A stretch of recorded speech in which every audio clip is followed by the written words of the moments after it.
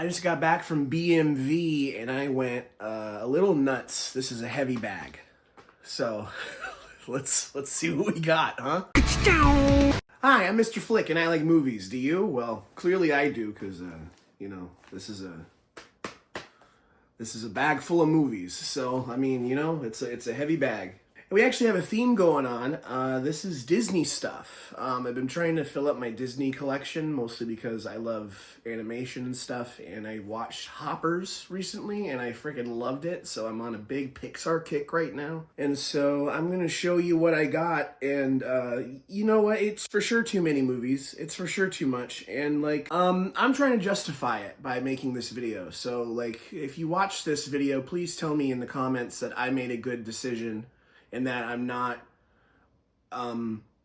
bad with money. Please. Well, it's a peculiarity of mine. I don't even try to rationalize it anymore. First off, A Bug's Life, or Une Vie de Bestiole. I'm not sure why we got the French version. I'm not sure, maybe this is like the French version of the movie or something, but it's A Bug's Life, and it's the second Pixar movie ever made. This movie's grown on me a lot over the years. I didn't love it as much as a kid, just because it was kind of freaky with the birds. I remember there was like a part with the birds or something. I was scared of this movie for some reason. Now we like it, and now we got it. And hey, this bug's name is Flick. So, there's something there. Am I a little perturbed about the spine having the French version way before the English version? Yeah, but that's okay. I barely know French. I'm supposed to. I'm Canadian.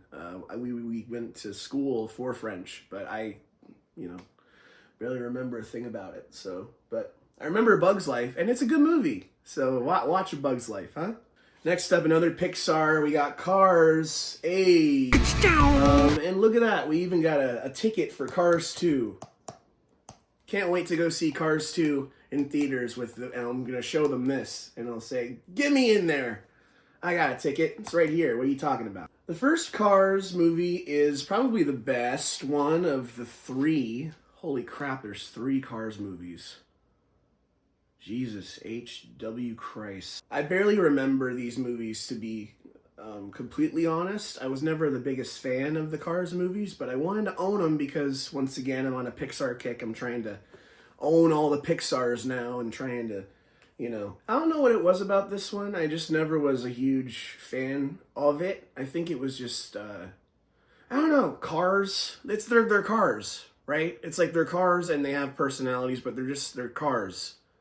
There's not much you can really do beyond that, I guess. I think that's what I was thinking as a kid. But this movie was, made for me, They tried to get me into cars as a kid. They really tried. They wanted me to be into cars. They wanted this boy to like him some cars. But I don't know. I was more of a Muppet guy,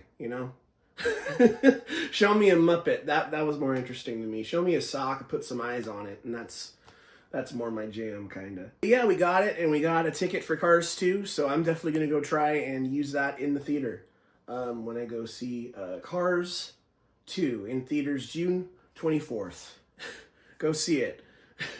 I'm sure it's going to be just as good as this one. Oh boy. Next up, Cinderella, as I like to call it. This is a classic Disney film. Oh, and it includes Tangled Ever After.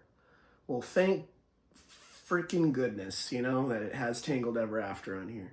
Cinderella, I'm trying to get all the old Disney ones as well. I have Snow White already, I have Pinocchio, I have Aladdin, I have Beauty and the Beast, I have Lion King, I have Little Mermaid. I have a good amount of them, but I don't have a whole lot of the princess ones, just because, I'm a boy. I don't know. I don't know what my excuse is. I just never really owned them. But now I'm trying to because, I think that they're worth owning. And this one's a freaking classic, man.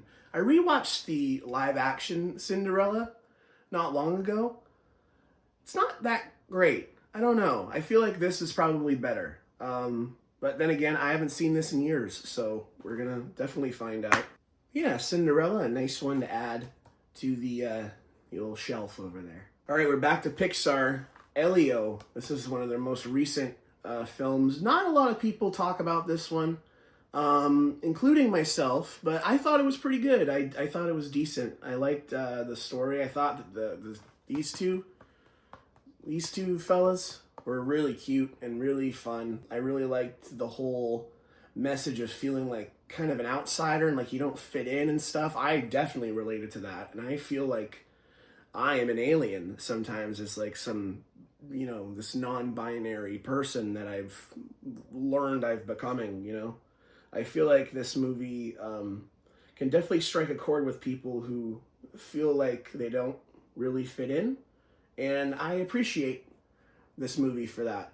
Was there a lot of changes that supposedly were going on behind the scenes? Yes. And I would have loved to have seen whatever that version of this movie was, but I think what we got is still pretty good, and I think it's worth owning, and I'm happy I got it, you know? I love the designs of the alien species in these. Like, all the different designs of them are really creative and unique. I just think it's really fun, you know? And I'm happy that I was able to get it for $10. It's a brand new movie, you know? And it's there, you know, like, sometimes the best way to get a movie is you just got to go to some weird old shop you've never been in before, and you never know what the fuck you're going to find, you know? All right, this one's a definite owner. Frozen. Everyone's got a copy of Frozen. Someone's got a copy of Frozen in the backseat of their car because their kid was watching it over and over again. But this is the first time I've ever owned Frozen. I've never been a big Frozen head. What do you want to call it? I don't know. I've never been a big Frozen fan, I guess. But over the years, I've definitely learned to appreciate it just because of just what an impact it left on people. I don't know. I feel like there's something to be said about that. And I really like the characters as well. Like, they're all really lovable. Olaf is great. The songs are incredible, so memorable. You know, I've only seen this movie like twice in my life, and I feel like I've known the songs for my whole life. And good old Scott Mantz says it's the best animated movie of the year. And I love Scott Mantz, so that's not a joke, by the way. I know who that is. I like Scott Mantz. He's cool. Look at the little snowman. Look at that. Look at a snowman boy having a good time, taking his head off, decapitating himself. That's so fun. We like to see it. Next up, another Pixar, Inside Out 2. Not as good as the first one, but I do like what they were doing with the anxiety stuff. I really do think that this is an important movie that you should definitely show to your kids, especially if they suffer with any sort of mental health issue.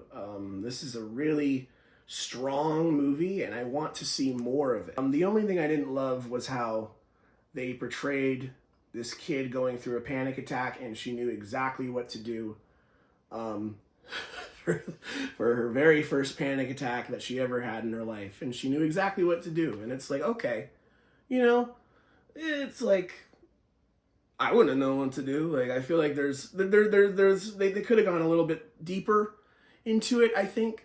But for what they did, I thought it really worked. And it's, again, worth owning. Funny story, when I bought this, it had a completely different disc in it, and I had to go back the next day to go and get the disc changed, but we got the right one now, so that's all good. Always check your movies before you go bring them home at the store. Go make sure you check your movies, guys. You know, I shouldn't have to tell you that, but apparently I do, because I didn't do it. So... All right, last one, folks. Toy Story 3. Hey, this is one of the best Toy Stories for sure. I don't love Toy Story 4, and I don't own that one yet, but I do love Toy Story 2, and I also don't own that one yet, which is hilarious because I definitely was calling out Man Myth Media for not having Toy Story 2, but for having Toy Story 1 and 3. And now I'm doing the same thing.